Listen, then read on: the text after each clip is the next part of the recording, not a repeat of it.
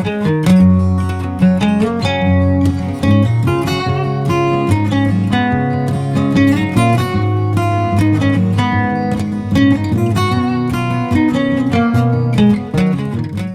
good morning, everyone. It's great to see you today, and this is your daily dose. Hope things are going well with you. You know, I was thinking, have you ever done something and you had a good reason, not to do it? It was just, didn't have to be just, hey, this is my reason for not doing this, and it was a valid reason. We were talking the other day in our staff about going to a concert, and one of ours, we expressed we don't like to go to concerts, and not that we don't like the music or we don't like the band, we just don't like being in an environment where we're just surrounded by hundreds and thousands of people, and you just feel kind of pinned in, so I don't want, so if I'm not going to go to a concert because I don't like that, that's a good reason to not do that.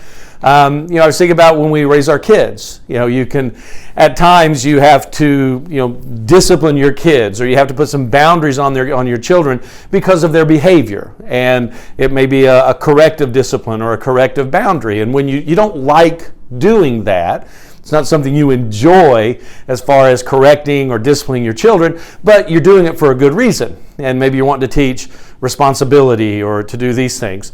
You may have a sports team or somebody you don't like, okay? And you may not like them because, of a player, or maybe, where they're from, or they have seemed to beat your favorite team all the time, and you just don't like them. You don't like anything about them. And in your mind, you're thinking, that's a good reason. It's a valid reason. And it is in the context of those kinds of things. And I was thinking the other day, what if God operated like that? What if He looked at us and His feelings for us, His love for us was all based upon, hey, do you have a good reason? And He does. He has hundreds of reasons. If He wanted to say in some way, hey, I'm through with you guys. I'm tired of this. You're rebellious. You never do the right thing. You only come to me when you're in crisis. It's all.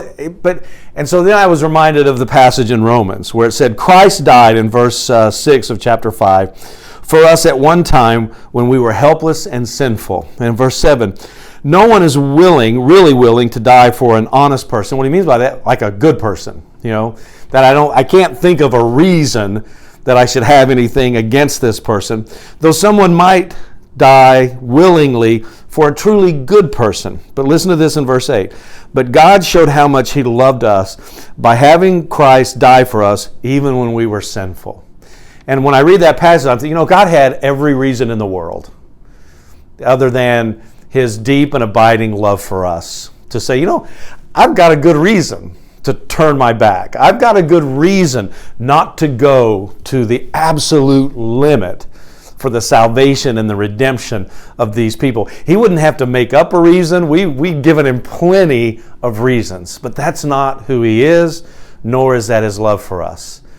And that's what He says. Listen, even while we were yet sinners, even while we were still in rebellion against God and unwilling to acknowledge Him and who He is, or His rightful place and position in our lives, in the universe at large, even when we were actively, defiantly living our lives in complete contrary way, and even having an understanding, and at times doing it in spite to Him, I'm not going to live this way. It doesn't matter who you are. Growing up, if you grew up in a church, hearing all these things and being taught all these things, and in those moments saying, no way.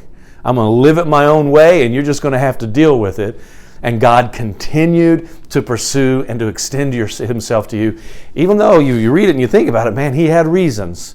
But all of us who have been saved and redeemed in Christ, to be thankful that even though He had reasons, He would never turn His back on His redemptive plan to bring forgiveness and redemption and salvation to us. So maybe the next time you think, hey, I've got a reason to feel this way, or I've got a reason to act this way, or I've got a reason to think this way, maybe we can take a little bit from the heart of God and say, He had all kinds of reasons not to forgive me, not to do those things. but he looked beyond that for the opportunity to express his love to us through Christ and his sacrifice for us. That maybe we can go that next step. So, I've got a reason to maybe not go the extra mile for this person, or just to express our gratitude to God and say, God, thanks for not taking the reasons that we've given you collectively as a population or individually as a person, and that you didn't turn your back on me, but you continue to pursue me. And let that encourage you today. So you guys have a great day. Enjoy your day, and we'll see you next time.